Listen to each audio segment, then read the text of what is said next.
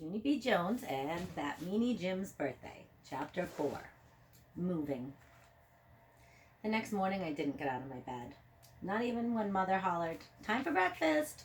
She came into my room. "Didn't you hear me, Junie B? It's time to eat," she said. I looked up from my pillow. "Yeah, only I'm not even hungry. Plus also, I'm moving today," I said. Mother smiled. She sat on my bed. "You're moving, huh?" she asked. "And exactly where will you be going?" I did my shoulders up and down. Somewhere," I said. "Somewhere where?" she asked. "Somewhere not here, that's where," I said. Mother hugged me. "This is still about Jim's birthday party, isn't it?" she said. "You're still worried about not getting an invitation." "No, I'm not," I said, "on account of I'm not going to even go to that school anymore. On account of I'm moving today." Mother shook her head. Then she went out of my room, and she and Daddy whispered in the hall. Pretty soon, Daddy came in.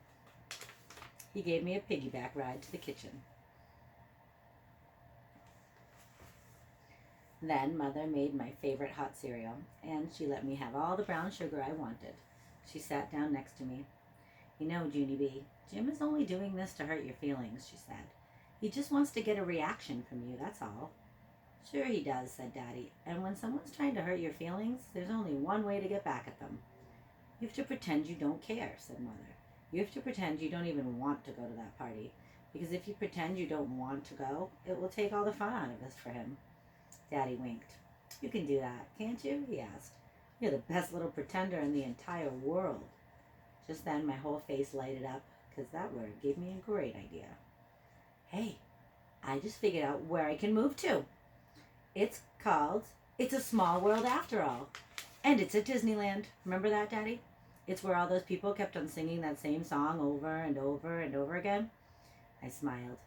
"That would be a happy place to live, don't you think?" Daddy looked at me a real long time. Then he put his head down on the table, and he started knocking it on the edge. Mother pulled him up from there. They went into the hall and did more whispering. After a while, Mother called me from her bedroom. "Junie B, can you pick up the phone, please? It's your grandfather. He wants to talk to you for a minute." I picked up the phone. "Hello?" "Hello yourself, little girl," said my Grandpa Frank Miller. "What you up to this morning?" "Oh, I'm moving today," I told him. Grandpa Miller sounded upset. "Moving?" he said. "Oh, no, you can't be moving. If you move, then you won't be able to come over to my house on Saturday." I crinkled up my eyebrows at him, because this conversation smelled fishy, that's why. "Yeah, only how come you want me to come to your house?" I asked. "And how come it has to be on Saturday?" "Well, because Saturday's the day I do my work around here, remember?" he said. "You're still my little helper, aren't you?" I thought, very careful. "Yes," I said. "On account of sometimes I help Grandpa fix stuff. It's called odd jobs, I think." "Are you doing odd jobs?" I asked him. "Is that why you want me to come over there?" "Sure, I'm doing odd jobs," said my grandpa. "But I can't do them without my helper, can I? You're the one who wears the tool belt, aren't you?" I smiled, very proud, because Grandpa Miller's tool belt is the bestest thing I love. It has a jillion tools hanging off of that thing. It wraps around me 2 whole times, and I don't even cave in. Just then, Grandpa Miller made his voice real quiet. "You haven't even heard the best part yet," he whispered. "'Cause guess what else I'll be fixing?" I whispered back at him. "What?" Then Grandpa said for me to hang on a minute, on account of he wanted to close his door, or maybe Grandma might hear. "If your grandma hears, then she'll want to be my helper instead of you," he said. I waited very patient. "Ready?" he said. "Ready," I said. "Okay, I'm going to be fixing the upstairs toilet." Just then my mouth came all the way open, because fixing the upstairs toilet is a dream come true, that's why. "Are you going to take the lid off of the top, Grandpa? And are you going to keep flushing it and flushing it?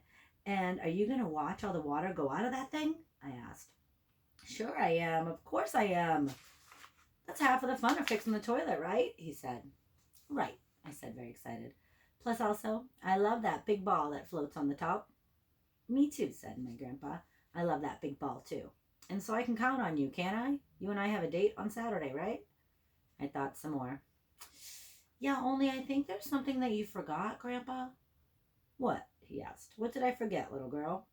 I raised my eyebrows at that silly head. You forgot that I'm moving today.